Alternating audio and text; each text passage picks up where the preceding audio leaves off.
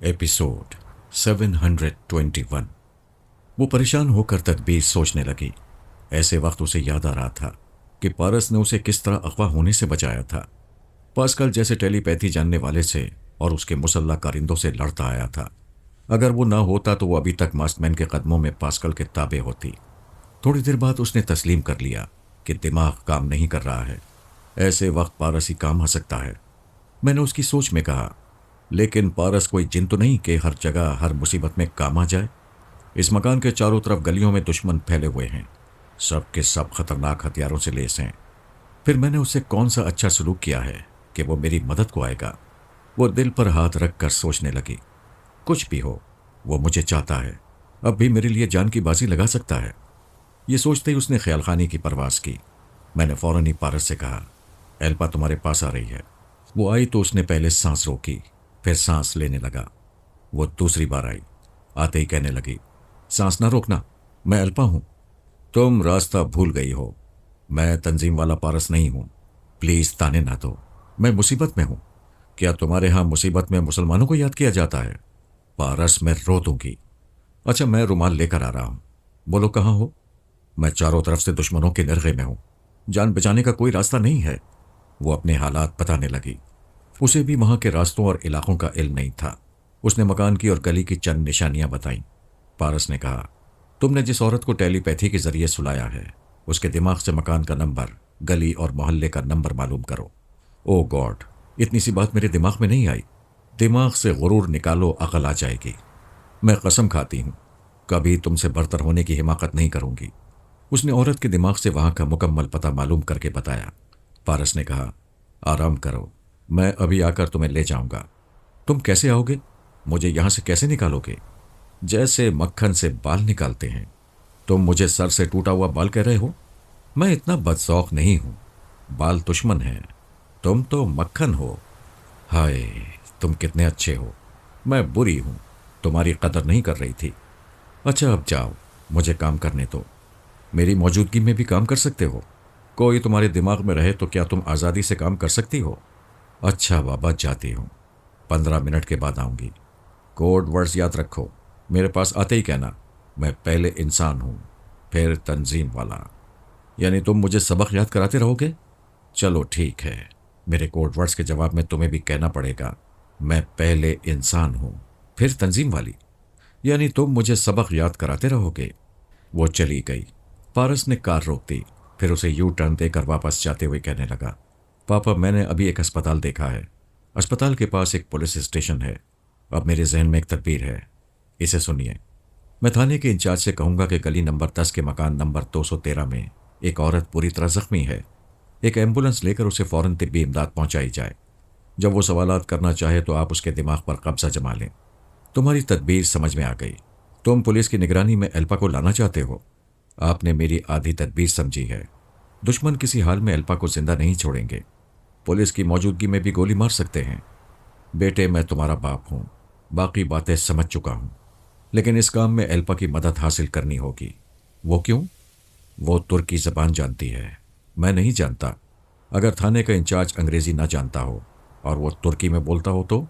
वो बात काट कर कहने लगा, तो भी एल्पा की ज़रूरत नहीं होगी, मैं उसके ताउन के बगैर ये काम कर लूँगा। कैसे करोगे मेरे बच्चे? उसने पुलिस स्टेशन के सामने गाड़ी रोक कर कहा, आप फौरन आंटी को बुलाएं। मैंने चौंक कर पूछा, किसकी बात कर रहे हो? आप तो घबरा गए पापा। मैंने अनजान बनकर कहा, क्या बकवास है? वो मुझे देखकर मुस्कुराते हुए कहने लगा, मैं आंटी का नाम नहीं लूँगा, देखता हूँ आप किसे बुलाते हैं। उसकी आंखों में शरारत भरी हुई थी। मैं सुल्ताना को बुला सकता था, लेकिन बेटे ने नाम ना लेकर भी लैला को बुलाने का इशारा दिया था। अगर मैं उसे ना बुलाता तो चोर की दाढ़ी में तिनका वाली बात होती। सच्ची बात तो यह है कि लैला के पास जाने का एक बहाना मिल रहा था। बेटे ने ऐसी शरारत की थी कि मुझे जाना नहीं चाहिए था, और अगर ना जाता तो बाद में अफसोस होता रहता। उसने कहा, पापा, देर हो रही है, एल्पा किसी नई मुसीबत में पड़ जाएगी। मैंने गुस्सा दिखाते हुए कहा, तुम लैला को बुलाने की बात सीधे तरीके से नहीं कर सकते। बचपन में कभी तुम्हारी पिटाई नहीं की, अब किसी दिन हाथ जमा दूंगा तो दिन में तारे नजर आ जाएंगे। बहरहाल एल्पा की मुसीबत का ख्याल करके लैला को बुला रहा हूं। मैंने लैला को मुखातिब किया। उसने सांस रोकी, फिर दूसरी बार जाने पर बोली, ہمارے درمیان کوڈ ورڈ ضروری ہیں ورنہ دھوکہ ہو سکتا ہے۔ کوڈ ورڈز تم بتاؤ۔ آپ بتائیں۔ میں نے ذرا سوچ کر کہا، پھول کھلتے ہیں۔ وہ شرمانے لگی۔ میں نے کہا، اگر یہ پسند نہ ہو تو نہیں نہیں ٹھیک ہے، آپ بتائیں کیسے آنا ہوا۔ میں اسے ایلپا کے متعلق بتانے لگا۔ اس نے تمام باتیں سننے کے بعد کہا، میں ترکی زبان جانتی ہوں۔ جب تک ایلپا دشمنوں کے نرغے سے نہیں نکلے گی میں تھانے کے انچارج کو اپنے قابو میں رکھوں گی۔ میں نے کار سے اترتے ہوئے پارس سے کہا، تھانے دار کے پاس چلو۔ وہ کار سے باہر آ کر کہنے لگا، پلیز آنٹی سے میری بات کرا دیں۔ ہرگز نہیں، چپ چاپ اپنا کام کرو، بدماشی نہیں کرو۔ ہم نے تھانے میں آ کے ایک زخمی عورت کے متعلق رپورٹ دی۔ میرا اندازہ درست نکلا، وہ انگریزی نہیں سمجھ رہا تھا۔ میں نے لیلا سے کہا، یہاں آ کر میری زبان سے ترکی بولو۔ وہ میرے دماغ میں آ گئی۔ میں سوچ کی لہروں کے مطابق ترکی میں بولنے لگا۔ انسپکٹر نے حیرانی سے کہا، آپ ہماری زبان روانی سے بولتے ہیں؟ پارس نے کہا، پیچھے سے محبت دھکا دے تو آدمی آگے سے ہر زبان بولنے لگتا ہے۔ میں نے اسے گھور کر دیکھا۔ انسپکٹر نے پارس سے پوچھا، تم کون ہو؟ میرا نام پارس ہے۔ میرے باپ کا نام فرہاد ہے۔ ماں کا نام شیری ہونا چاہیے تھا، کیونکہ ہمیشہ شیری کے ساتھ فرہاد کا نام جانا جاتا ہے، لیکن میں اپنی ماں کو محبت سے لیلا اماں کہتا ہوں۔ میں نے محسوس کیا کہ لیلا میرے دماغ سے بھاگ گئی ہے۔ انسپکٹر پارس کی انگریزی نہیں سمجھ رہا تھا۔ اس نے پوچھا، یہ کیا کہہ رہا ہے؟ میں نے لیلا کے پاس آ کر کہا، کیا غضب کرتی ہو؟ مجھے چھوڑ کر آ گئی ہو؟ انسپکٹر ترکی میں بول رہا ہے۔ میں کیا جواب دوں گا؟ نہیں، مجھے شرم آتی ہے۔ خدا کے لیے بیٹے کی شرارتوں کی سزا باپ کو نہ دو۔ جلدی آؤ ورنہ کام بگڑ جائے گا۔ میں اس کے دماغ سے آ گیا، وہ میرے دماغ میں آ گئی۔ پارس انگریزی بولتا جا رہا تھا۔ انسپکٹر منہ کھولے اسے دیکھتا جا رہا تھا۔ میں نے بیٹے کا کان پکڑ کر زور سے مروڑتے ہوئے کہا، تمہاری شرارتوں سے لیلا تعاون نہیں کرے گی تو ایلپا کی شامت آ جائے گی۔ پھر میں نے ترکی زبان میں انسپکٹر سے کہا، آپ مسلح پولیس کی اچھی خاصی تعداد لے چلیں، بہت سے غنڈے اس زخمی عورت کو ہلاک کرنا چاہیں گے۔ وہ اس سلسلے میں سوال کرنا چاہتا تھا۔ لیلا نے میرے پاس سے جا کر اس کے دماغ پر قبضہ جما لیا۔ اس نے ریسیور اٹھا کر ہسپتال ایمبولینس کے لیے فون کیا، پھر اٹھتے ہوئے ہم سے کہنے لگا، چلو ایمبولینس ہسپتال سے نکل رہی ہے۔ اس کی زبان سمجھ میں نہیں آئی۔ پارس مجھے دیکھ کر سمجھ گیا کہ لیلا انسپکٹر کو کنٹرول کر رہی ہے۔ وہ تھانے سے باہر بھاگ گیا۔ اگر ہاتھ آتا تو میں اس کی پیٹھ پر ایک تھپ ضرور جماتا۔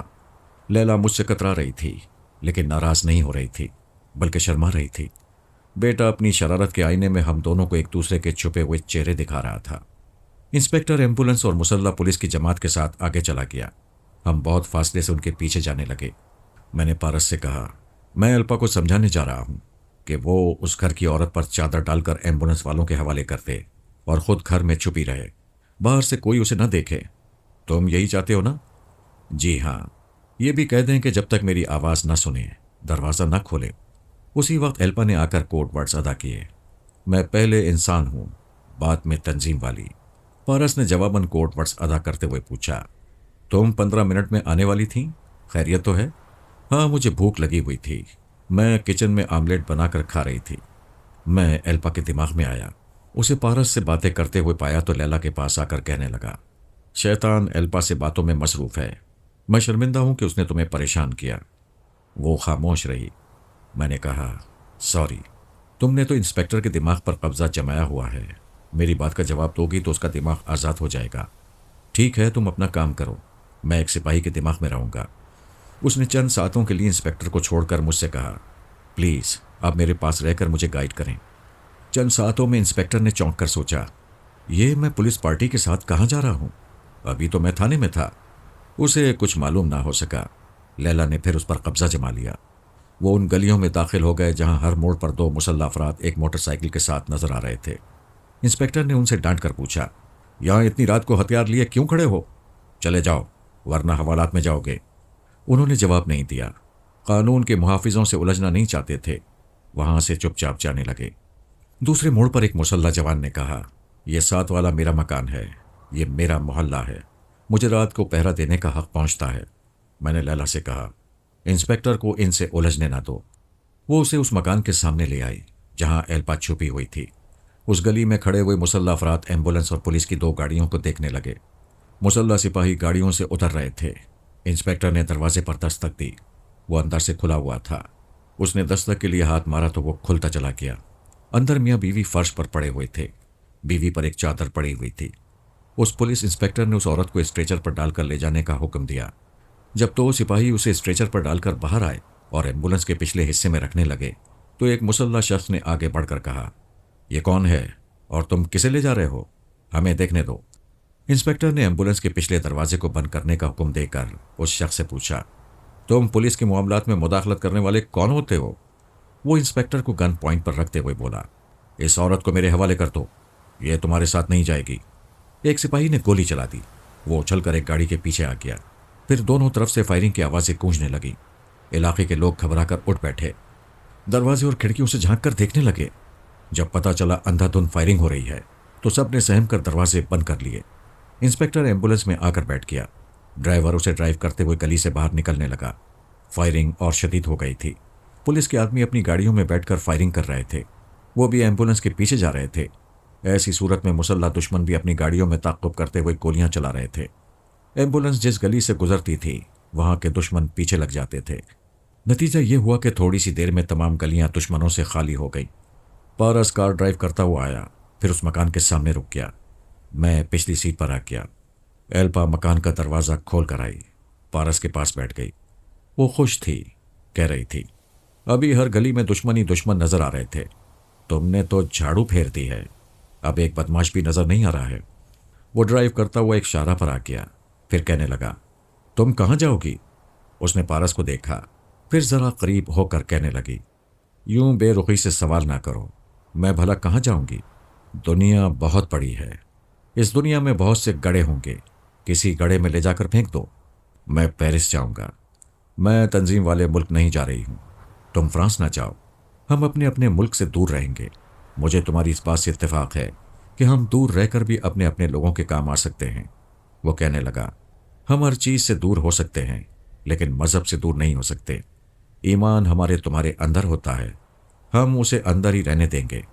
میں تمہارے سامنے خود کو تنظیم والا نہیں کہوں گی، تم میرے سامنے خود کو مسلمان نہ کہنا۔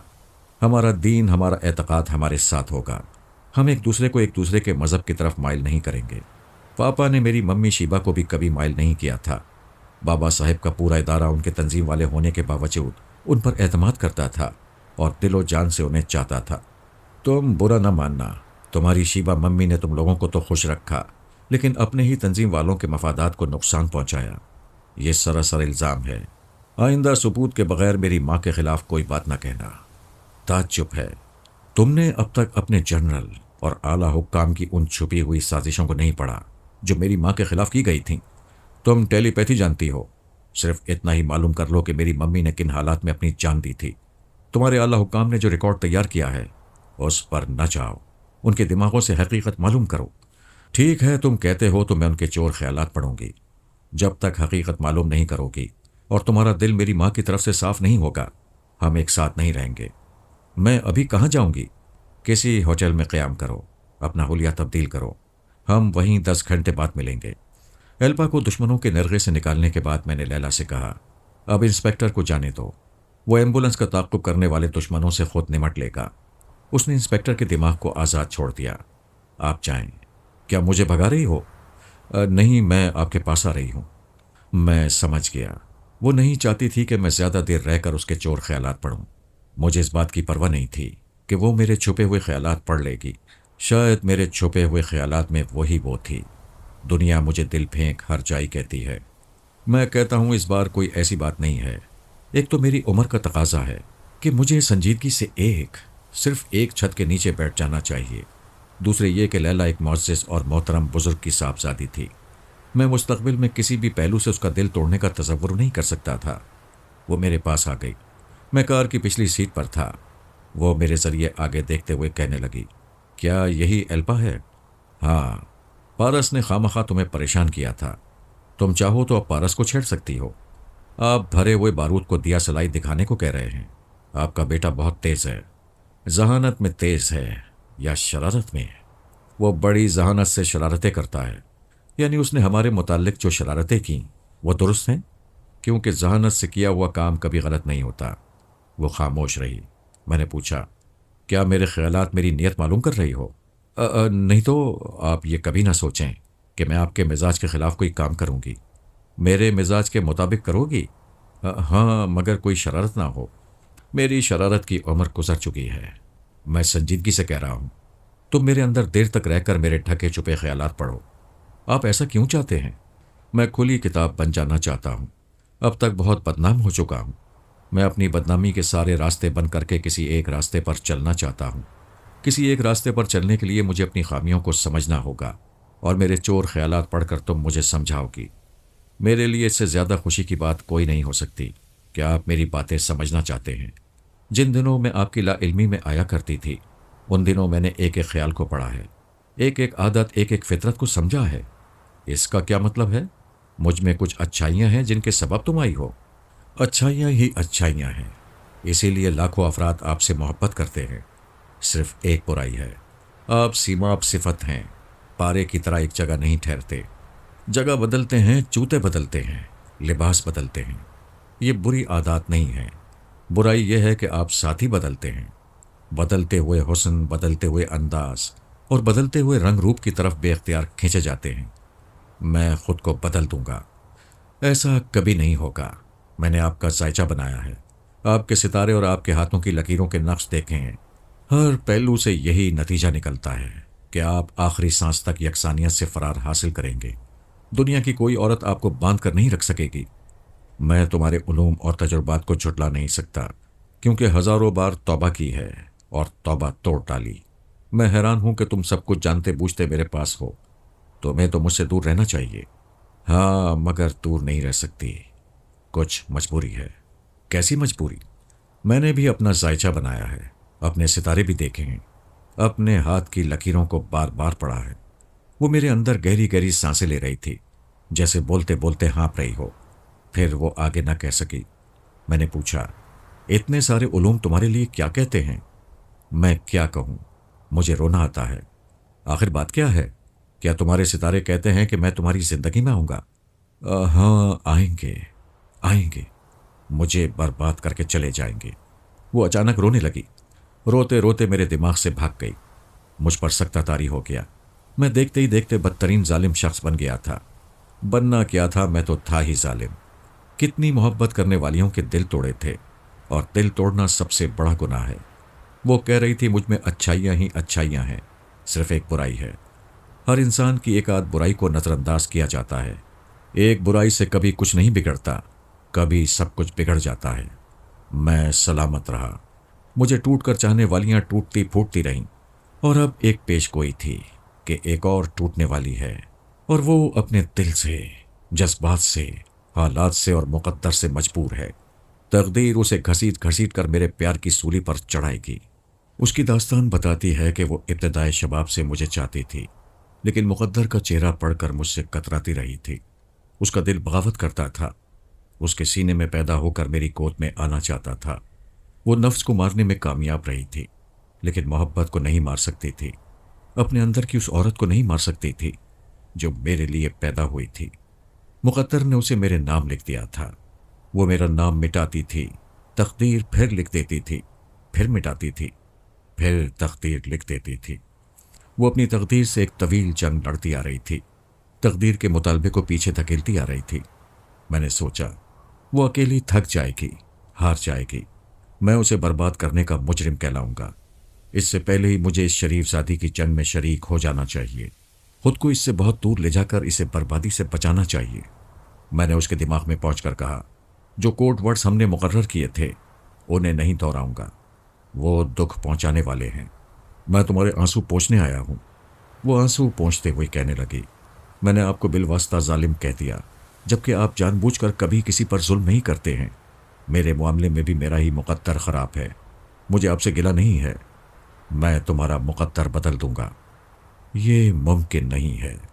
تم ناممکن اس لیے سمجھتی ہو کہ تم نے تنہا جنگ لڑی ہے، اپنے طور پر مجھ سے دور رہنے کی کوشش کرتی رہی ہو۔ آج سے میں دور ہو جاؤں گا۔ وہ چونک گئی، انکار میں سر ہلانے لگی۔ میں نے کہا، اب میں صحیح معنوں میں گمنام رہوں گا، کسی سے کوئی رابطہ نہیں کروں گا۔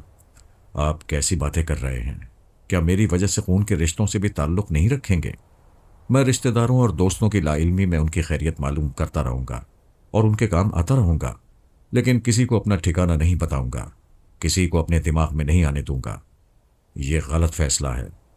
بہت خوب، پہلے خود ہی کہا کرتی تھی کہ مجھے گوشائے گمنامی میں رہنا چاہیے۔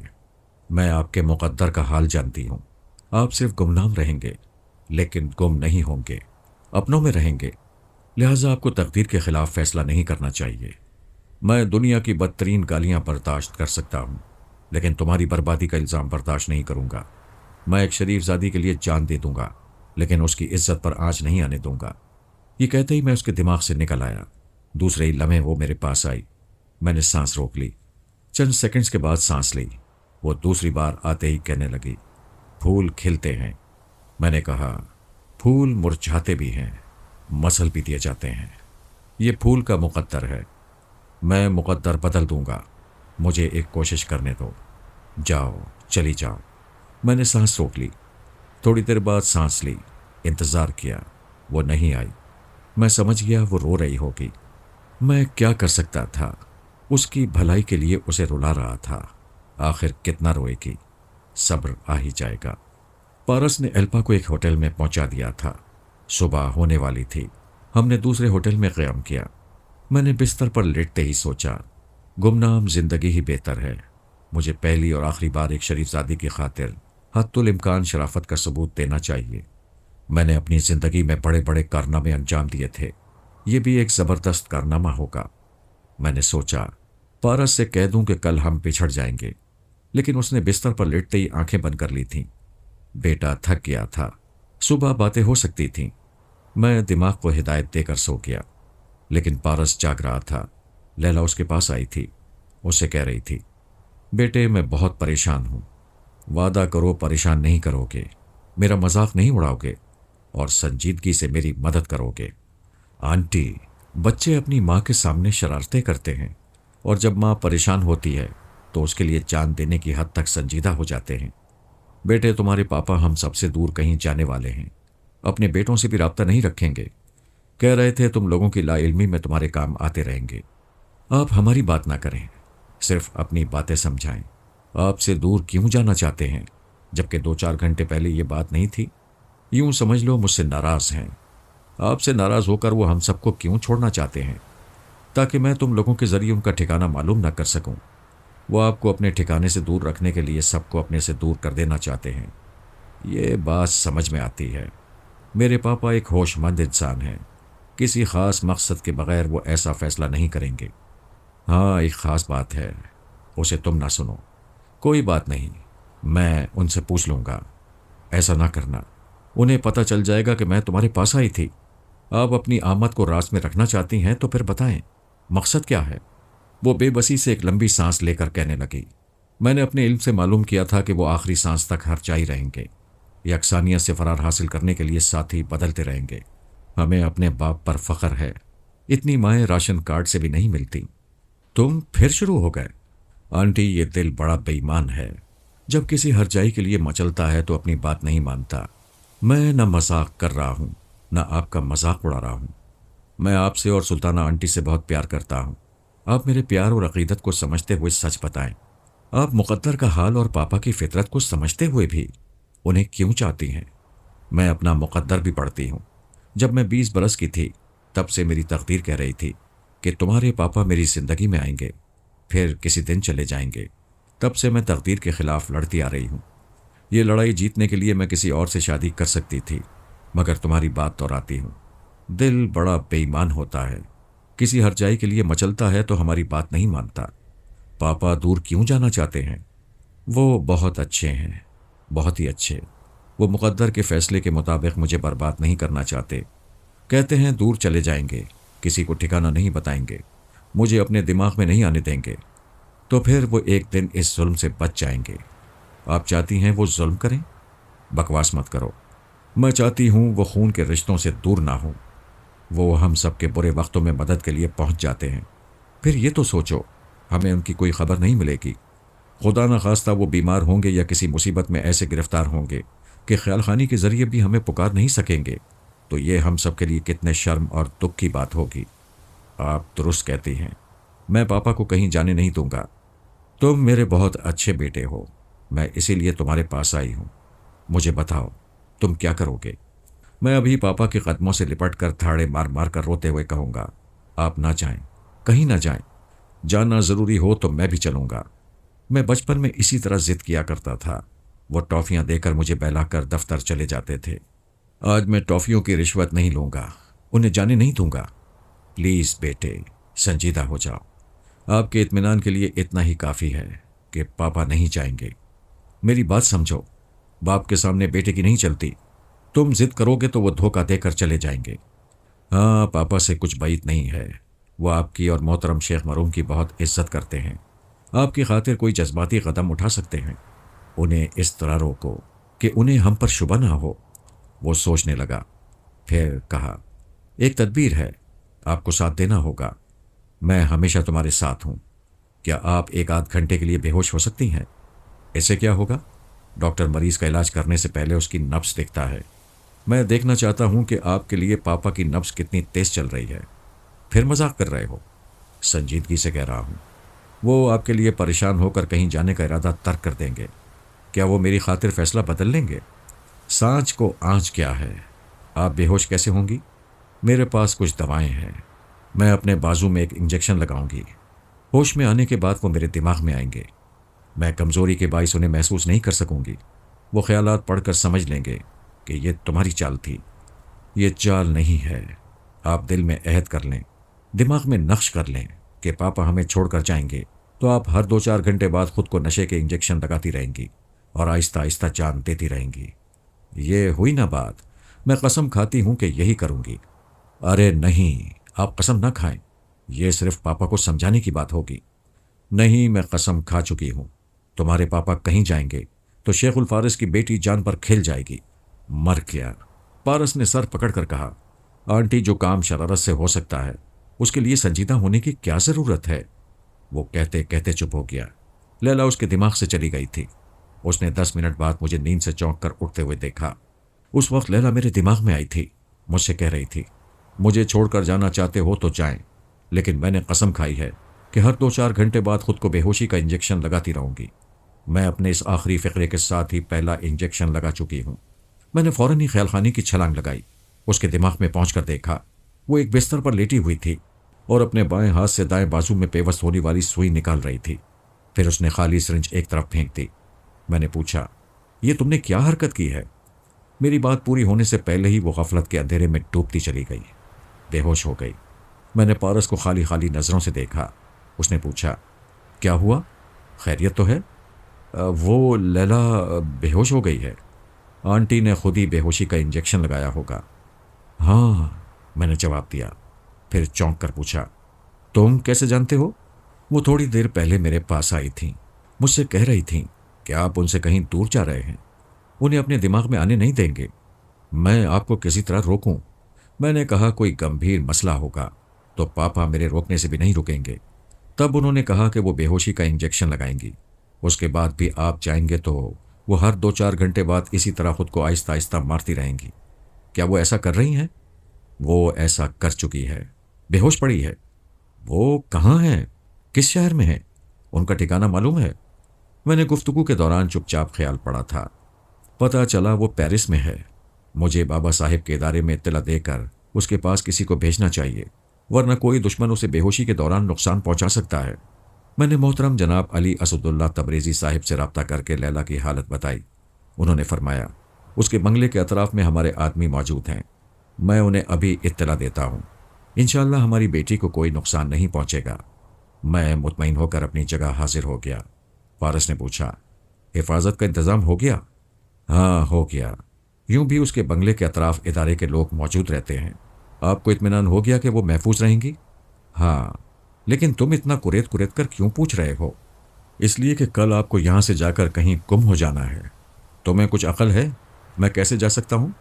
کار میں، ریل گاڑی میں، بحری جہاز یا ہوائی جہاز میں؟ میرے کہنے کا مطلب ہے لیلا کو اس حالت میں چھوڑ کر کیسے جا سکتا ہوں؟ آپ نے تو ان کی حفاظت کا انتظام کر دیا ہے۔ حفاظت کرنے والے ہمیشہ اس کے ساتھ نہیں رہیں گے، وہ پھر بے ہوشی یا نشے کا انجیکشن لگائے گی۔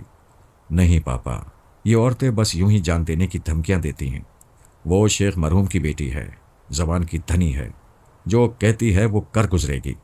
اسے کچھ ہو گیا تو میں خود کو کبھی معاف نہیں کر سکوں گا۔ پارس اطمینان کی سانس لے کر لیٹ گیا، آنکھیں بند کر لیں۔ کم وقت نے چکر چلا کر لیلا سے دور جانے کا راستہ روک دیا تھا۔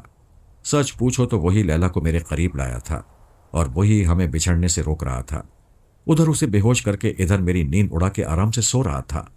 آخر بیٹا کس کا تھا؟ ایلپا صبح 10 بجے تک سوتی رہی۔ اس نے آنکھ کھلنے کے بعد خود کو ایک ہوٹل کے کمرے میں پایا۔ سوچنے لگی، میں کہاں ہوں؟ وہ نیو یارک سے فرار ہو کر تنظیم والے ملک اپنے لوگوں میں آئی ہوئی تھی۔ پاسکل اسے اغوا کر کے لبنان لایا تھا۔ پارس نے اسے استنبول پہنچا دیا تھا۔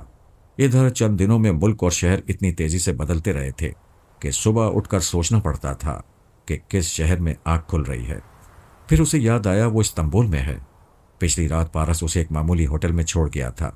اس کے دل سے ایک آہ نکلی، آج جسے ٹوٹ کر چاہتی ہوں، جس پر اپنا سب کچھ لٹاتی ہوں، وہ مسلمان ہے۔ جس قوم سے، جس خاندان سے اور جس شخص سے شدید نفرت تھی، اسی کا بیٹا میرے جسم و جاں کا مالک بن گیا ہے۔ اس کی منفی سوچ نے کہا، یہ سب دھوکے سے ہوا ہے۔ پارس نے محبت نہیں کی ہے، مجھے پھانسنے کے لیے چال چلی ہے۔ اس کے دل نے کہا، چال چلنے والے چاند کی بازی نہیں لگاتے، وہ میرے لیے کئی بار خطرات سے کھیل چکا ہے۔ منفی سوچ نے کہا، میرے لیے نہیں، میری ٹیلی پیتھی کے لیے سونیا کی ٹیم میں مجھ جیسی بہترین خیال خانی کرنے والی کا اضافہ کرنے کے لیے خطرات سے کھیلتا آ رہا ہے۔ دل نے کہا، ایسی باتیں سوچتی رہو گی تو دل ٹوٹ جائے گا۔ یہ دل اس کے لیے بری طرح مچلتا ہے، اسی کو مانگتا رہتا ہے۔ دل کی یہ کمزوری میرے ملک اور قوم کو ڈبو رہی ہے۔ پارس کی ماں ابھی میرے دماغ میں نہیں ہے، مجھے ابھی سوچنے کی آزادی ہے۔ مجھے اچھی طرح سوچنا چاہیے کہ پارس کی چالاکی نے میرے دماغ کو رسونتی کی مٹھی میں دے دیا ہے۔ گویا میں شادی سے پہلے ہونے والی ساس کے قبضے میں پہنچ گئی ہوں۔ وہ جب چاہے گی ٹیلی پیتھی کی انگلیوں پر بہو کو نچائے گی۔ دنیا کی کوئی عورت اپنی ساس کی حکمرانی نہیں چاہتی، مرد کو دل و جان سے چاہتی ہے۔ اس کی ماں کو پھوٹی آنکھ سے بھی دیکھنا پسند نہیں کرتی۔ ایلپا کے دماغ میں یہ بات ہتھوڑے کی طرح لگی۔ ایک تو وہ دل سے مجبور ہو کر فیصلہ کر رہی تھی کہ مسلمان پارس کو کس حد تک قبول کرنا چاہیے۔ اگر کسی حد تک قبول کر بھی لیا تو ساس کی حکمرانی کبھی برداشت نہیں کرے گی، اور ساس پہلے ہی حکمران بن چکی تھی۔ وہ بستر سے اٹھ کر بیٹھ گئی۔ اسے شدت سے بے بسی کا احساس ہو رہا تھا۔ وہ چاروں طرف سے جکڑی ہوئی تھی۔ اس کے وجود میں سب سے اوپر جو دماغ تھا وہ رسونتی کے قبضے میں تھا۔ سینے میں جو دل تھا اس کا مالک پارس بن گیا تھا، اور جن پیروں پر وہ کھڑی تھی وہ پاؤں اس کے وطن کی زمین سے اکھاڑ دیے گئے تھے۔ ماں بیٹے اس کے ساتھ دوستی کے ثبوت پیش کرتے جا رہے تھے، جبکہ حقیقتاً دشمنی ہی دشمنی تھی۔ اس نے فیصلہ کیا، جنرل کو اپنی مجبوری اور شکست کی رودات سنائی کی۔ بلا سے وہاں کے اعلیٰ حکام اس پر آئندہ اعتماد نہ کریں، اسے کسی ملکی راز میں شریک نہ کریں۔ یہ ملک کے مفاد میں بہتر ہوگا۔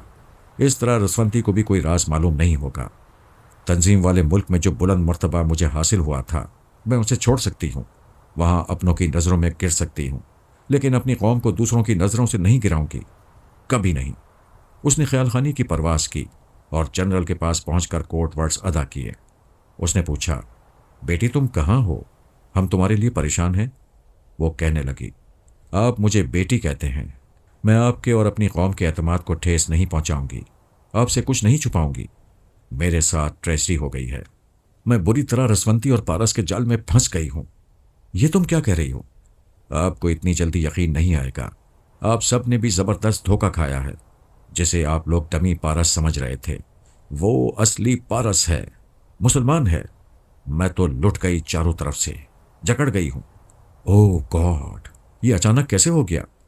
اچانک نہیں ہوا، پارس ڈمی بن کر پہلے سے آپ لوگوں کے درمیان موجود تھا۔ میں نے ایک آدھ بار اس کے چور خیالات پڑھنے کی کوشش کی، لیکن پڑھ نہ سکی۔ رسونتی میرے دماغ میں چھپی ہوئی تھی، مجھے پارس کی اصلیت معلوم کرنے کا موقع نہیں دے رہی تھی۔ رسونتی نے تمہارے دماغ پر کیسے قبضہ جما لیا تھا؟ ایسا کب سے ہے؟ میں اس کے تنویمی عمل کے زیر اثر ہوں۔ یاد نہیں کر سکوں گی کہ مجھے کب ٹریپ کیا گیا تھا۔ اندازہ کر سکتی ہوں کہ میری زندگی میں پارس کے آنے کے بعد ہی یہ سب کچھ ہوا ہے۔ اوہ، ہم بری طرح بے وقوف بنائے گئے ہیں۔ میں ابھی انکوائری کراتا ہوں کہ ٹریننگ سینٹر میں ڈمی کی جگہ وہ اصلی پارس کیسے پہنچ گیا۔ لیکن یہ دکھ ناقابل برداشت ہے کہ تم دشمنوں کے چنگل میں ہو۔ جی چاہتا ہے اپنا سر پھوڑ لوں۔ میں تمہیں دشمنوں سے نجات نہ دلا سکا تو اپنی جان دے دوں گا۔ میں دنیا کے چالاک ترین اور مکار لوگوں کی خدمات حاصل کروں گا۔ وہ تمہارے دماغ کو تنویمی عمل کے اثر سے نکالنے کے لیے رسونتی کو قتل کریں گے۔ تم حوصلہ رکھو، میں تمہیں ان دشمنوں سے ضرور نجات دلاؤں گا۔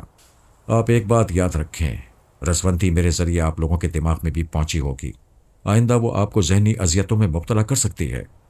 میں یہ معاملہ ایسے چند ذہین افسروں کے سپرد کر رہا ہوں جو یوگا کے ماہر ہیں۔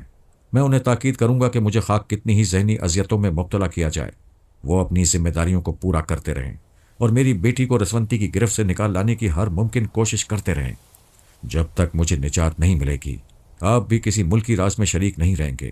جب وہ میرے دماغ میں آئے گی تو میرے چھپے ہوئے خیالات پڑھ کر ہمارے درمیان ہونے والی یہ تمام باتیں معلوم کر لے گی۔ آپ جو کر سکتے ہیں کر گزریں۔ میں ابھی اپنا کام شروع کرتا ہوں۔ پارس کہاں ہے؟ اسی شہر میں ہے، میں اس سے ملوں گی، لیکن آپ اسے اپنے آدمیوں کے ذریعے پکڑنے کی کوشش نہ کریں۔ وہ بہت چالاک ہے، ایک تو دوسروں کو جھانسا دینا خوب جانتا ہے، دوسرے مجھ پر شبہ کرے گا۔ تم فکر نہ کرو، مجھ سے ہر حال میں رابطہ قائم کرتی رہو۔ ایلپا دماغ سے چلی گئی۔ جنرل نے اپنے خاص ماتحت کو بلا کر کہا، میں ڈارک روم میں جا رہا ہوں، اس کمرے کی لائٹیں، کیمرے اور ساؤنڈ کو آن کرو۔ میں 1 گھنٹے تک کسی سے ملاقات نہیں کروں گا، کسی سے فون یا ٹرانسمیٹر پر گفتگو نہیں کروں گا۔ ماتحت چلا گیا۔ جنرل اپنی جگہ سے اٹھ کر ٹہلنے لگا۔ وہ ایلپا کے لیے پریشان تھا۔ ایک مدت کے بعد ان کی قوم میں خیال خانی کرنے والی پیدا ہوئی تھی۔ وہ بھی شیبا کی طرح تقریباً ہاتھ سے نکل چکی تھی۔ صرف یہ اطمینان تھا کہ ایلپا اپنے ملک کی وفادار ہے، پارس اور رسونتی کی گرفت میں آنے کے باوجود ان سے متاثر نہیں ہے اور ان کی بن کر کبھی ان کے کام نہیں آئے گی۔ وہ ڈارک روم میں آ گیا۔ دروازے کو اندر سے بند کرنے کے بعد کمرے کا جائزہ لیا۔ وہاں مختلف کیمرے تھے جو ایک بٹن دبانے سے بیک وقت آن ہو جاتے تھے۔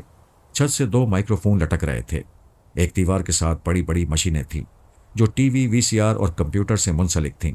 وہ انہیں ترتیب سے آپریٹ کرنے کے بعد کمپیوٹر کے پاس آ کر بیٹھ گیا۔ ٹی وی کا اسکرین آن ہونے پر ایک کمرہ نظر آ رہا تھا۔ وہاں ایک میز کے اطراف 3 کرسیاں تھیں، ایک جانب کمپیوٹر اور ویسی ہی مشینیں تھیں جیسی جنرل کے ڈارک روم میں نظر آ رہی تھیں۔ مزید ایک سرخ بلب روشن تھا۔ جب 3 ادھیڑ عمر کے افراد ان کرسیوں پر آ کر بیٹھ گئے تو سرخ بلب بجھ گیا۔ وہ تینوں سامنے دیکھ رہے تھے، گویا ان کے سامنے بھی اسکرین تھا اور وہ اسکرین پر جنرل کو دیکھ رہے تھے۔ جنرل نے کہا، ایلپا ہمارے ہاتھ سے نکل رہی ہے۔ رسونتی نے تنویمی عمل کے ذریعے اسے تابعدار بنا لیا ہے۔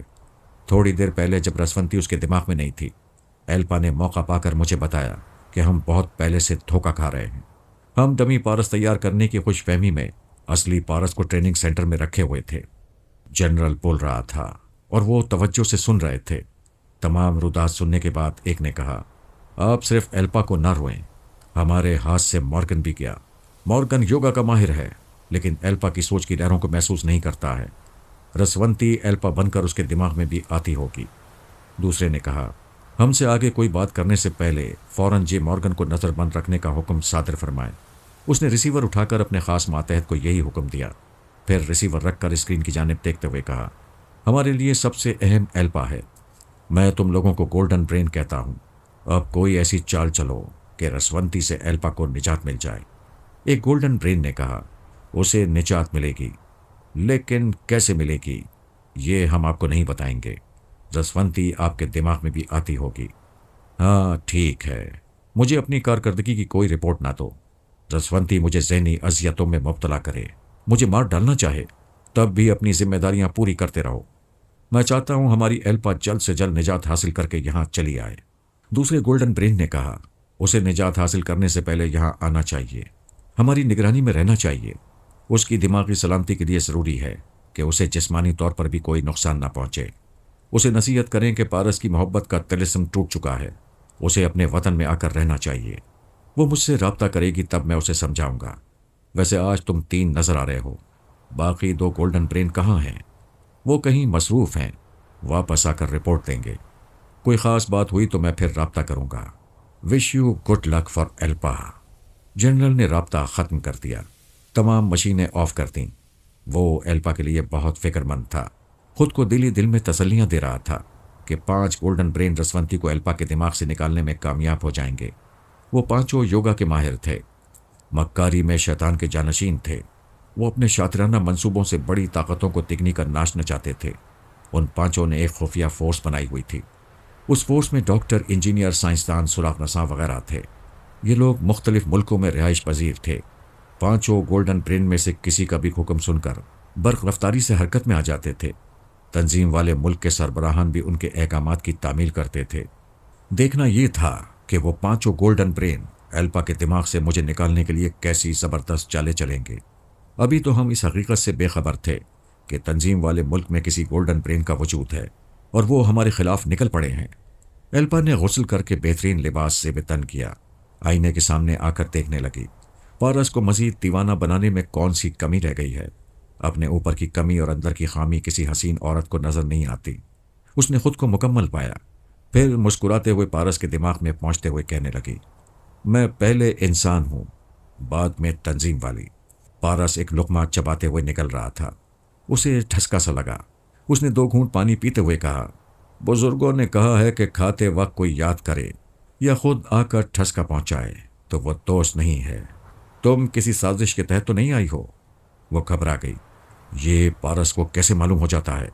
پھر اس نے سوچا، کیا رسونتی اس وقت میرے دماغ میں چھپی ہوئی تھی جب میں جنرل سے باتیں کر رہی تھی؟ کیا اس نے پارس کو آ کر سب کچھ بتا دیا ہے؟ پارس نے کہا، تم خاموش کیوں ہو گئی ہو؟ وہ ڈٹائی سے کہنے لگی، ہاں میں سازش کر کے آئی ہوں۔ تمہاری ماں نے تمہیں بتایا ہوگا کہ میں تم سے دکھاوے کی محبت کرتی ہوں اور در پردہ دشمنی کر رہی ہوں۔ وہ ہنستے ہوئے کہنے لگا، ارے میں تو مذاق کر رہا تھا، تم ناراض ہو گئیں۔ تم مذاق نہیں کر رہے تھے، مجھے تانے دے رہے تھے۔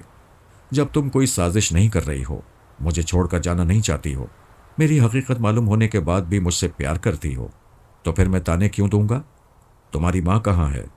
پیرس میں ہیں، کل رات تمہاری کھوپڑی میں جاگتی رہی تھیں، اب سو رہی ہیں۔ ایلپا نے خوش ہو کر ایک لمبی سانس لی۔ رسونتی سو رہی تھی۔ جنرل سے باتیں کرتے وقت بھی وہ دماغ میں نہیں تھی۔ پارس نے مذاق میں سازش والی بات کی تھی، اس کے دل میں چوٹ تھا، اس لیے وہ گھبرا گئی تھی۔ پارس نے پوچھا، کیا تم بار بار خاموش رہ کر میرے چور خیالات پڑھ رہی ہو؟ نہیں، میں سوچ رہی ہوں، تم سے جذباتی گفتگو نہیں کر سکوں گی۔ ہر لمحے یہ دھڑکا لگا رہے گا کہ وہ ہماری تنہائی میں شریک ہیں۔ میری ماما کے پاس عقل ہے، ایسے وقت وہ تمہارے دماغ میں کبھی نہیں رہیں گی۔ پہلے وہ میرے پاس آتی ہیں، جب میں تمہارے پاس جانے کو کہتا ہوں تو وہ تمہارے خیالات پڑھتی ہیں۔ کیا تم سچ کہہ رہے ہو؟ بالکل سچ۔ ہم اخلاق اور تہذیب کا پاس رکھتے ہیں۔ ہمارے خیال خوانی کرنے والوں میں کوئی عورت ہو یا مرد، وہ کبھی کسی عورت کے دماغ میں اجازت حاصل کیے بغیر نہیں جاتا۔ پھر تمہاری ماما مجھ سے اجازت کیوں نہیں لیتی؟ جب تک تم پر مکمل بھروسہ نہیں ہوگا تب تک وہ مجھ سے پوچھ کر تمہارے اندر جایا کریں گی۔ میں ان کا اعتماد کیسے حاصل کر سکتی ہوں؟ میں نے تم سے کہا تھا اپنے جرنل وغیرہ کے چور خیالات پڑھو اور میری شیبہ ممی کی صحیح ہسٹری معلوم کرو۔ جب تمہیں معلوم ہو جائے گا کہ ان کی موت کن حالات میں ہوئی تھی اور وہ کتنی عظیم تھیں تو میں تمہارے ساتھ رہنے کے متعلق سوچوں گا۔ ابھی تو میں تم پر بھروسہ نہیں کرتا ہوں۔ میری ماما کیسے بھروسہ کریں گی؟ کیا ابھی تم میرے ساتھ استنبول کی سیر نہیں کرو گے؟ پہلے جو کہا ہے وہ کرو۔ تم آ کر تو دیکھو میں نے تمہارے لیے کیسا سنگار کیا ہے۔ میں گھنٹے 2 گھنٹے بعد آ کر سنگار کی تعریف کر سکتا ہوں۔ تم بڑے ضدی ہو۔ اچھا، میں ابھی جنرل کے خیالات پڑھ کر آتی ہوں۔ اس نے دماغی طور پر حاضر ہو کر آئینے میں دیکھا۔ دل کہہ رہا تھا، پارس ابھی دیکھے گا تو نثار ہو جائے گا۔ یہ جلوہ دکھانے کے لیے مجھے جنرل کے چور خیالات پڑھنے ہوں گے۔ وہ چپ چاپ جنرل کے اندر پہنچ گئی۔ پارس نے مجھ سے کہہ دیا تھا کہ وہ کہاں جا رہی ہے، اس لیے میں اس کے دماغ میں پہنچا ہوا تھا۔ وہ سوچ رہی تھی معلومات حاصل کرنے کی ابتدا کیسے کرنی چاہیے، اور یہ ضروری تو نہیں کہ جو مجھے بیٹی کی طرح چاہتا ہے، مجھے باپ کا پیار دیتا ہے، میں اس کے چور خیالات پڑھوں۔ میں پارس سے جھوٹ کہہ سکتی ہوں کہ خیالات پڑھ چکی ہوں۔ اس کی تسلی کے لیے کہہ دوں گی کہ واقعی اس کی شیبہ ممی کے ساتھ ظلم ہوا ہے، وہ بہت عظیم عورت تھیں، وغیرہ وغیرہ۔ اس سے پہلے کہ وہ جنرل کے دماغ سے یوں ہی واپس آتی، میں نے جنرل کے اندر تحریک پیدا کی، اس کی سوچ کے ذریعے سوال کیا، ایلپا کو کیسے نجات ملے گی؟ رسونتی کیسے اس کا پیچھا چھوڑے گی؟ جنرل کی سوچ نے کہا، مجھے صبر و تحمل سے تھوڑا انتظار کرنا ہوگا۔ 5 گولڈن برین ضرور رسونتی کو اس کے دماغ سے نکال دیں گے۔ یہ 5 گولڈن برین والی بات میرے لیے نئی تھی۔ ایلپا بھی ان کے متعلق پوچھنا چاہتی تھی۔ یہ تو ہمیں بعد میں بھی معلوم ہو سکتا تھا۔ میں نے ایلپا سے سوال کرایا، بڑے بڑے گولڈن برین فرات کا کچھ بگاڑ نہ سکے، اگر ایلپا کو رسونتی سے نجات نہ ملی تو کیا ہوگا؟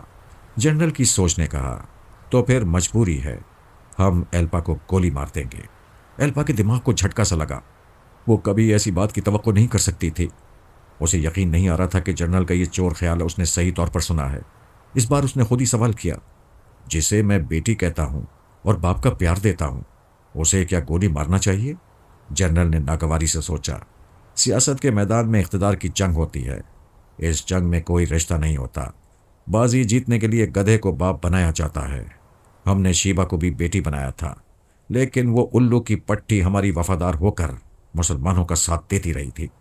میں نے سوال کرایا، کیا شیبہ نے تنظیم والوں کو نقصان پہنچایا تھا؟ ویسے تو کوئی نقصان نہیں پہنچایا تھا، لیکن یہی نقصان کیا کم تھا کہ وہ مسلمانوں کی دوست تھی؟ ایلپا نے جنرل کی سوچ میں کہا۔ اچھا ہوا شیبہ کو مار ڈالا گیا۔ اسی سوچ کے ساتھ ہی میں نے جنرل کے دماغ میں آ کر اسے شیبہ کی موت کا واقعہ سوچنے پر مجبور کیا۔ ایلپا توجہ سے سننے لگی کہ کس طرح شیبہ کو شاہی محل میں رکھا گیا تھا۔ ڈمی فرات بنا کر اس کی آبرو سے کھیلا گیا تھا۔ وہ حیا والی عزت دار عورت تھی۔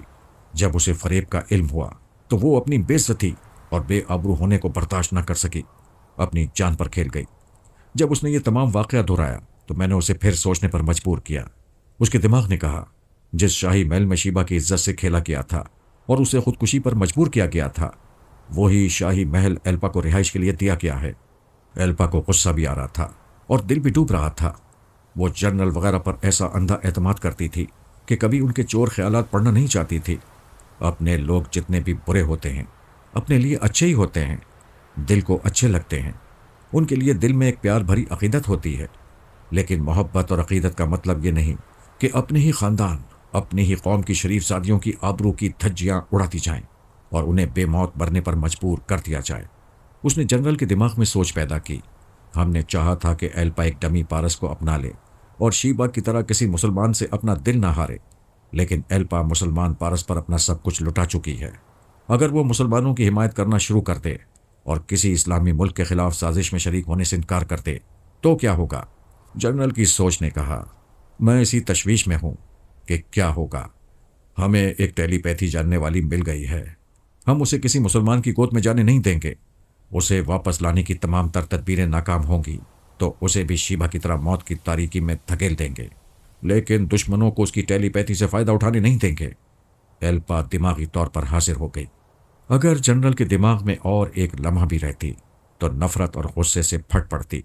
اس نے دونوں ہاتھوں سے سر کو تھام لیا تھا۔ صدمے سے آنسو بہنے لگے تھے۔ وہ عزت اور اعلیٰ مرتبے کی بلندی سے ذلت کی پستیوں میں گر گئی تھی۔ اس سے بڑی ذلت اور کیا ہو سکتی تھی؟ وہاں اسے انسان نہیں جانور سمجھا جا رہا تھا۔ جانور بار برداری کے قابل نہ رہے، کوئی فائدہ نہ پہنچائے تو مالک اسے بیچ دیتا ہے یا مار دیتا ہے۔ وہ جنہیں حب الوطنی کے جذبے سے بہت زیادہ چاہتی تھی، وہ اسے محض ایک جانور سمجھ رہے تھے۔ میں نے پارس سے کہہ دیا تھا۔ وہ فوراً ایلپا کے پاس پہنچے۔ اس کے سامنے دودھ کا دودھ اور پانی کا پانی ہو رہا ہے۔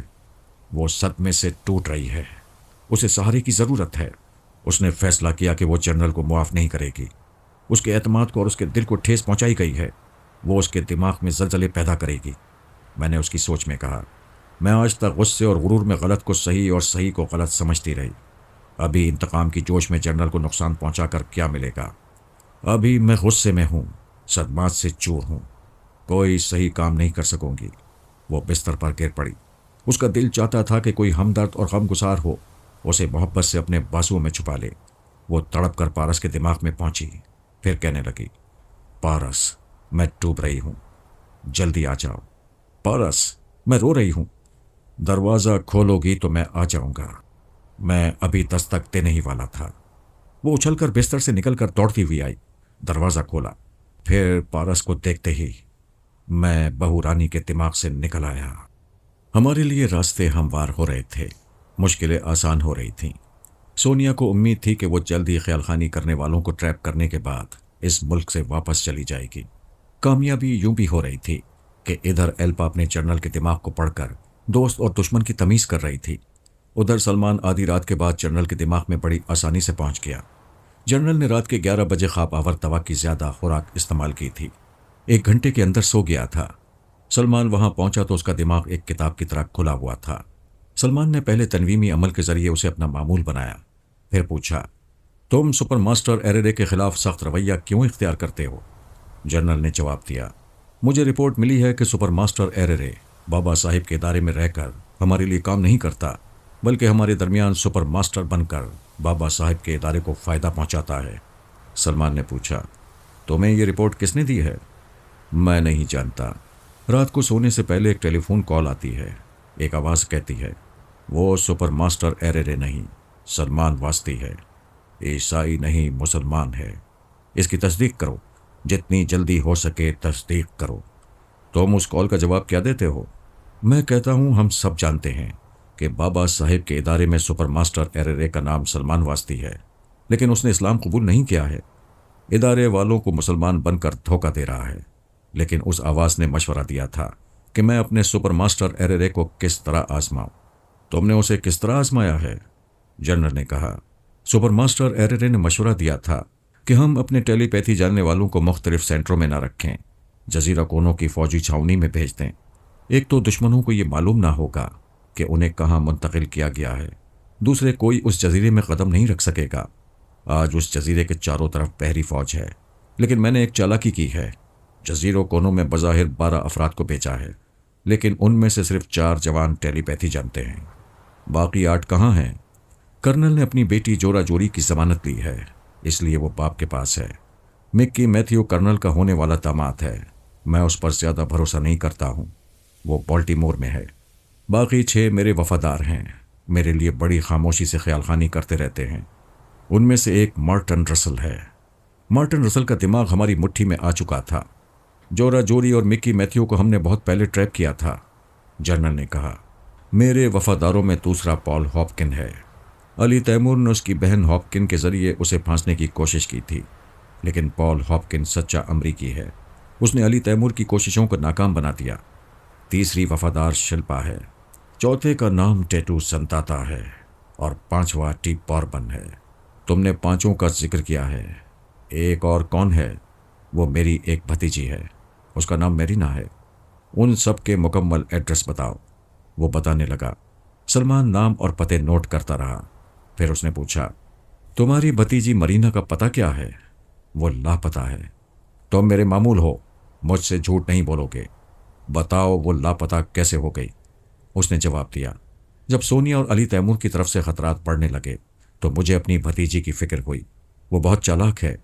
اس نے کہا، میں اسے کہیں روپوش ہو جانے دوں اور یہ ظاہر کروں کہ دشمن نے مرینا کو بھی اغوا کر لیا ہے، اس طرح وہ چھپ کر مجھ سے رابطہ کرتی رہے گی اور دشمنوں کا سراغ لگائے گی۔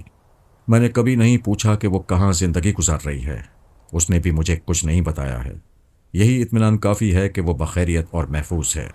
سلمان نے کہا، آئندہ وہ رابطہ کرے تو اس کا پتہ معلوم کرو۔ جنرل نے فرما برداری سے کہا، میں مرینا سے اس کا موجودہ پتہ پوچھوں گا۔ تم اپنے دماغ میں میری سوچ کی لہروں کو محسوس نہیں کرو گے اور مجھ پر کسی قسم کا شبہ نہیں کرو گے۔ اس نے کہا، میں تمہاری سوچ کی لہروں کو محسوس نہیں کروں گا اور تم پر کسی قسم کا شبہ نہیں کروں گا۔ سلمان نے کہا، کیا تم اس کی آواز کی نقل سنا سکتے ہو جو فون پر میرے خلاف بولتی رہتی ہے؟ بولنے والی عورت ہے اور میں عورت کی آواز کی نقالی نہیں کر سکوں گا۔ اتنا ہی کہہ دینا کافی تھا کہ بولنے والی عورت ہے۔ سلمان کے تصور میں راحیلہ آ گئی، وہ سونیا کے پاس آ گیا۔ وہ جزیرے کے لیے سبزیاں لانے آئی ہوئی تھی۔ وہ کہنے لگا، سسٹر، اچھا ہوا آپ سبزیاں لانے کے بہانے جزیرے سے نکل آئی ہیں، ہم خطرے کو جتنا ٹالنا چاہتے ہیں اتنا ہی بڑھتا جاتا ہے۔ بات کیا ہے؟ اس نے کہا، مسٹر ولف نے مارٹن رسل کو اپنے قابو میں کر لیا ہے، میں جنرل پر عمل کر چکا ہوں۔ یوں دیکھا جائے تو سپر ماسٹر کی سیٹ میرے لیے پکی ہو گئی ہے، لیکن راحیلہ اچانک میرے لیے مصیبت بن رہی ہے۔ کیا اسے تمہارے سپر ماسٹر ہونے کا علم ہو گیا ہے؟ شاید اسے معلوم ہو گیا ہے۔ جنرل نے معمول بن کر بتایا ہے کہ رات کو سونے سے پہلے فون پر ایک عورت بولتی ہے کہ سپر ماسٹر مسلمان ہے اور بابا صاحب کے ادارے کا وفادار ہے، اسی لیے آج کل جنرل کا رویہ میرے خلاف ہو گیا تھا۔ تمہیں شبہ ہے کہ راحیلہ فون کرتی ہے؟ یقین نہیں ہے؟ پہلے راحیلہ سے رابطہ کرو، اس سے باتیں کرو۔ میں نے یہی سوچا تھا، پھر خیال آیا کہ پہلے اپنی پوزیشن مضبوط کر لینا چاہیے۔ مجھے اور سلطانہ کو کم از کم ایک دن کے لیے اس ملک سے باہر نکل جانا چاہیے، ورنہ راحیلہ جب جنرل تک پہنچ سکتی ہے تو دوسرے حکام تک پہنچ کر ہمارا راستہ روک سکتی ہے۔ ہاں، یہ بہتر ہے، سلطانہ کو یہاں سے نکلنے کو کہو۔ لیلا نے جزیرے کے چوتھے ٹیلی پیتھی جاننے والے جوان جوڈی نارمن کو بھی ٹریپ کر لیا ہے۔ باقی جوانوں کو بعد میں دیکھا جائے گا۔ سسٹر، آپ نے اپنا کام مکمل کر لیا ہے۔ جزیرے میں صرف 4 ٹیلی پیتھی جاننے والے ہیں جو آپ کے قابو میں آ گئے ہیں، باقی 8 ڈمی ہیں۔ جنرل نے مجھے دھوکہ دیا تھا۔ میں ان 8 کے نام اور پتے نوٹ کر چکا ہوں۔ ایسا ہے تو ثانی اور علی کو بھی یہاں سے جانے کو کہو۔ وہ سونیا سے باتیں کرنے کے بعد سلطانہ کے پاس آیا، کوڈ ورڈز ادا کیے، اسے جنرل سے حاصل ہونے والی معلومات بتائیں، پھر کہا جنرل تنویمی نیند سے بیدار ہوگا تو میری مرضی کے مطابق ہم دونوں پر سے پابندیاں ختم کرا دے گا۔ ہم کل تک کسی فلائٹ سے یہ ملک چھوڑ دیں گے۔ وہ کہنے لگی جنرل پوری طرح قابو میں آ گیا ہے، تم بدستور ماسٹر رہ سکتے ہو۔ راہیلہ سے بات کرو، ہو سکتا ہے وہ دشمنی کر رہی ہو۔ خدا کرے ایسا ہی ہو، لیکن یہ ملک چھوڑنے کے بعد ہی میں راہیلہ سے رابطہ کروں گا، ورنہ وہ دوسرے ذرائع سے ہم پر پابندیاں عائد کرا دے گی۔ ابھی اسے خوش فہمی میں رہنے دو۔ جنرل اس کی فون کال پر عمل کر رہا ہے اور میرا محاسبہ کرنے والا ہے۔ ٹھیک ہے، میں روانگی کی تیاری کرتی ہوں۔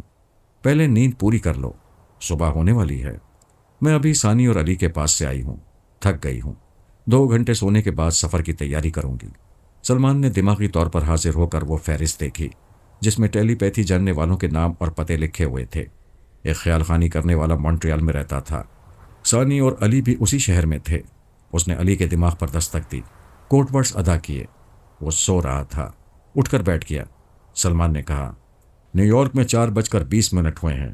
اس وقت ہر شخص گہری نیند میں ہوتا ہے۔ علی نے پوچھا انکل، کیا یہ کہہ کر آپ مجھے جگانے کی معذرت کریں گے؟ نہیں بیٹے، میں جانتا ہوں تم اور پارس سپاہی ہو، نیند اپنے قابو میں رکھتے ہو۔ میں یہ کہنا چاہتا ہوں کہ اس وقت دشمن بھی گہری نیند میں ہوگا۔ وہ اسی شہر میں ہے، پتہ نوٹ کرو۔ سلمان نے پتہ بتا کر کہا اس کا نام ڈی بوربن ہے۔ وہ ٹیلی پیتھی جانتا ہے، جنرل کا وفادار اور خاص ماتحت ہے۔ میں ابھی جا رہا ہوں، پہلے اچھی طرح معلوم کرو، اس نے اپنی حفاظت کے لیے خاص انتظامات کیے ہوں گے۔ آپ اطمینان رکھیں۔ وہ دماغی طور پر حاضر ہو گیا۔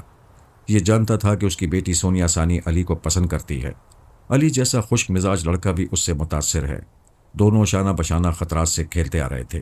ابھی علی کے دماغ میں گفتگو کرنے کے دوران ثانی کہیں نظر نہیں آئی تھی، یعنی دونوں ایک بیڈ روم میں نہیں تھے۔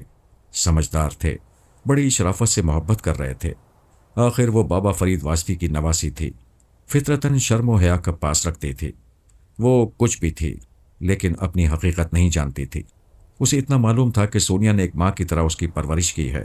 جب اسے بابا صاحب کے ادارے میں داخل کیا گیا تو وہ لاوارث تھی۔ اسے باپ کے طور پر سلمان واسطی کا نام دیا گیا تھا۔ بظاہر اس کے ساتھ ناانصافی ہوئی تھی۔ وہ اپنے نانا جان کے ادارے میں اور باپ کی موجودگی میں لاوارث تھی، لیکن اس کی بہتری کے لیے ایسا کیا گیا تھا۔ راہیلہ کو ہر طرح سے یقین دلایا گیا تھا کہ اس نے ایک مردہ بچے کو جنم دیا ہے۔ اس کی کوئی بیٹی اور بابا صاحب کی کوئی نواسی نہیں ہے۔ اگر راہیلہ کو معلوم ہو جاتا تو وہ اپنی بیٹی کو چھین لینے کی ہر ممکن کوشش کرتی۔ یہ ان کے لیے شیطانی ہدایات تھیں۔ راہیلہ کو اس کی ماں سارائی لے گئی اور سارائی کو اس کی ماں نے چھین لیا تھا۔ کالا جادو کرنے والیوں کا یہ سلسلہ چلا آ رہا تھا اور اس سلسلے کی موجودہ کڑی سونیا ثانی تھی۔ علی تیمور تیزی سے لباس تبدیل کر رہا تھا۔ ثانی دوسرے کمرے میں سو رہی تھی۔ وہ اسے آرام کرنے کا موقع دینا چاہتا تھا، اس لیے اسے اطلاع دیے بغیر جا رہا تھا۔ اس نے جوتے پہننے کے بعد نیا شناختی کارڈ جیب میں رکھا۔ سلمان نے دونوں کے لیے نئے حلیے میں شناختی کارڈ اور دیگر ضروری کاغذات بنوا دیے تھے۔ وہ دبے قدموں کمرے سے باہر آیا۔ کوریڈور میں پہنچ کر ایک کھڑکی کا پردہ ہٹا کر دیکھا۔ وہ بستر پر سو رہی تھی۔ علی تیمور دیر تک اسے بے اختیار دیکھتا رہ گیا۔ وہ تو ایسے بھی دل میں اتر گئی تھی۔ نیند کی حالت میں اس کا حسن اور بھی سحر زدہ کر رہا تھا۔ وہ حقیقت پسند تھا، عشق و محبت کو خیالی معاملات سمجھتا تھا اور کہتا تھا خیالوں کی دنیا میں رہنے والے کا عمل رک جاتا ہے، وہ کوئی عمل کرتے کرتے تصور میں کھو جاتا ہے۔ اس نے ثانی کے دیدار سے چونک کر سوچا مجھے کیا ہو گیا تھا؟ میں تو ایک ٹیلی پیتھی جاننے والے ڈی بوربن کا شکار کرنے جا رہا تھا۔ راستے میں عشق آ گیا۔ اسی لیے میں محبت سے کتراتا رہا تھا، لیکن یہ اپنے بس کی بات نہیں ہوتی۔ جب ہوتی ہے تو بے اختیار ہو جاتی ہے۔ میں نے اور ثانی نے دانستہ محبت نہیں کی ہے، ہم آپ ہی آپ ایک دوسرے کے اسیر ہو گئے ہیں۔ وہ کھڑکی کے پاس سے پلٹ گیا، اس بنگلے سے باہر جانے لگا۔ اس نے محسوس کیا کہ کوئی غیر معمولی بات ہو رہی ہے۔ وہ رکنا چاہتا ہے مگر جا رہا ہے۔ ایک خیال آیا شاید یہ عشق کی حماقت ہے۔ ثانی بے حد حسین لگ رہی ہے، اس کے قریب رہنے کو جی چاہتا ہے۔ وہ سوچتا ہوا باہر آ گیا۔ بنگلے کے احاطے میں کار کھڑی ہوئی تھی۔ وہ کار سٹارٹ کر کے ثانی کو نیند سے جگانا نہیں چاہتا تھا۔ وہاں سے چلتا ہوا احاطے سے نکل کر اسٹریٹ پر چلنے لگا۔ آگے مین روڈ پر اسے ٹیکسی مل سکتی تھی۔ وہ ڈی بوربن کو شکار کرنے جا رہا تھا۔ ادھر بوربن بنگلے کے پیچھے پہنچ گیا تھا۔ وہ ثانی اور علی کو شکار کرنے آیا تھا۔ جب سے وہ دونوں مونٹریال پہنچے تھے تب سے بوربن ان کی طاق میں تھا۔ جنرل کے خاص جاسوس ثانی اور علی کے ہاتھوں مارے گئے تھے اور وہ دور ہی دور سے تماشا دیکھتے ہوئے تسلیم کر رہا تھا کہ دونوں زبردست ہیں، ان کا سامنا کرنے کی حماقت نہیں کرنا چاہیے۔ وہ تدبیر سوچتا رہا، پھر اس نتیجے پر پہنچا تھا کہ انہیں دھوکے سے ٹریپ کرنا چاہیے۔ اب وہ انہیں دھوکے سے بے بس کرنے آیا تھا۔ اس کے شانے سے ایک چھوٹا سا گیس سلنڈر لٹک رہا تھا، اس میں بے ہوش کرنے والی گیس تھی۔ یہ گیس اسپرے کرنے کے لیے بوربن نے صبح 4 بجے کا وقت مقرر کیا تھا۔ اسے یقین تھا کہ اس وقت دونوں گہری نیند میں ہوں گے۔ ان کے بیدار ہونے اور سنبھلنے سے پہلے گیس ان کے نتنوں میں جائے گی، پھر وہ اٹھنے کے قابل نہیں رہیں گے۔ اس نے بنگلے کے چاروں طرف گھوم کر دیکھا، کھڑکیاں اور دروازے بند تھے۔ یہ اچھا ہی تھا، اس طرح گیس باہر نہیں جا سکتی تھی۔ وہ ایک چکر لگانے کے بعد سامنے دروازے پر آیا۔ 1 منٹ پہلے اسے علی تیمور باہر سے بند کر کے گیا تھا۔ اس نے دروازے کو لاک نہیں کیا تھا، صرف چٹخنی لگا دی تھی جیسے بوربن آسانی سے کھول سکتا تھا۔ وہ اندر جانے سے پہلے گردن سے لٹکے ہوئے گیس ماسک کو پہننے لگا۔ علی چلتے چلتے رک گیا۔ اسے ثانی کو چھوڑتے وقت جو ایک غیر معمولی سی بات محسوس ہو رہی تھی، وہ بات سمجھ میں نہیں آ رہی تھی۔ اب سمجھ میں آ گئی۔ ثانی جو کمبل اوڑھ کر سو رہی تھی، اس کے اندر سے ایک پاؤں جھلک رہا تھا۔ اس پیر میں ایک جوتا تھا، وہ جوتے پہن کر سو رہی تھی۔ علی نے جوتے کی ایک جھلک دیکھی تھی، پھر ثانی کے خوابیدہ حسن میں کھو گیا تھا۔ وہاں سے واپسی پر لاشعور کچھ کہہ رہا تھا اور وہ اسے عشق کی حماقت سمجھ رہا تھا۔ بہرحال وہ راستے سے پلٹ گیا، بنگلے کی طرف آنے لگا۔ ثانی بہت ہی نفاست پسند تھی، ہر کام سلیقے سے کرتی تھی۔ وہ کبھی جوتے پہن کر نہیں سو سکتی تھی۔ علی کا دماغ چیخ چیخ کر کہہ رہا تھا کہ ثانی کسی مشکل میں ہے، کسی نے ٹریک کیا ہے۔ وہ جس حالت میں تھے اسی حالت میں اسے سونے پر مجبور کیا گیا ہے اور اب اس کے خوابیدہ دماغ پر عمل کیا جا رہا ہے۔ وہ تقریباً دوڑتا ہوا بنگلے کے احاطے میں پہنچا۔ کچھ فاصلے سے وہ دروازہ کھلا ہوا نظر آیا جسے وہ ابھی باہر سے چٹخنی لگا کر گیا تھا۔ اس نے چاروں طرف نظریں دوڑائیں، پھر پنجوں کے بل چلتا ہوا دروازے کے پاس آیا۔ اندر اسے ہلکی سی آواز سنائی تھی۔ وہ محتاط انداز میں دبے پاؤں کوریڈور میں پہنچا۔ کوئی ثانی کے بیڈ کی وہ کھڑکی بند کر رہا تھا جہاں سے علی نے اس کے خوابیدہ حسن کو دیکھا تھا۔ اس بیڈ روم کا دروازہ کھلا تھا جبکہ وہ تھوڑی دیر پہلے بند تھا۔ علی آہستہ آہستہ قدم رکھتا ہوا دروازے کے پاس آیا۔ بوربن کا ارادہ تھا کھڑکی بند کرنے کے بعد دروازے کے پاس آئے گا، پھر گیس اسپرے کر کے باہر نکل کر دروازہ بھی بند کر دے گا۔ وہ گیس ماسک پہنے ہوئے تھا، لیکن جیسے ہی دروازے پر آیا اس کی کمر پر ایک لات پڑی۔ اچانک حملے کے باعث ہاتھ سے گیس سلنڈر چھوٹ کر قالین پر چلا گیا۔ وہ آگے جا کر اوندھے منہ گرا، پھر اچھل کر کھڑا ہو گیا۔ اتنی دیر میں علی نے پیچھے سے گردن دبوچ لی، ایک ہاتھ سے چہرے پر چڑھے ہوئے گیس ماسک کو کھولنے لگا۔ بوربن اپنی گردن چھڑانے اور گیس ماسک کو کھولنے سے باز رکھنے کی کوشش کر رہا تھا۔ جدوجہد کے دوران علی نے کہا، اٹھو، آنکھیں کھولو، تمہارے کمرے میں اتنی آوازیں ہو رہی ہیں اور تم۔ اس کی بات ادھوری رہ گئی۔ بوربن نے علی کو پیٹ میں کونی ماری تھی۔ علی اس کے چہرے سے گیس ماسک کھینچتا ہوا باہر چلا گیا، پھر کہنے لگا، اس ماسک کے بغیر تم گیس اسپرے نہیں کر سکو گے۔ ایسا کہتے وقت وہ ثانی کو دیکھ رہا تھا اور حیران ہو رہا تھا۔ وہ غافل پڑی ہوئی تھی، جبکہ وہ نیند کی حالت میں بھی جاگتا ہوا ذہن رکھتی تھی۔ کوئی غیر معمولی بات ہو تو دماغ اسے چونکا دیتا تھا۔ اس کی یہ غفلت دیکھ کر یہی سمجھا جا سکتا تھا کہ اس کی کسی کمزوری سے کوئی فائدہ اٹھا کر ٹیلی پیتھی جاننے والا دشمن اس پر کوئی عمل کر رہا ہے۔ بوربن اس کی گہری نیند سے فائدہ اٹھانا چاہتا تھا۔ اس نے سوچا ثانی بے ہوش ہو جائے گی تو وہ اس کے دماغ میں جا سکے گا۔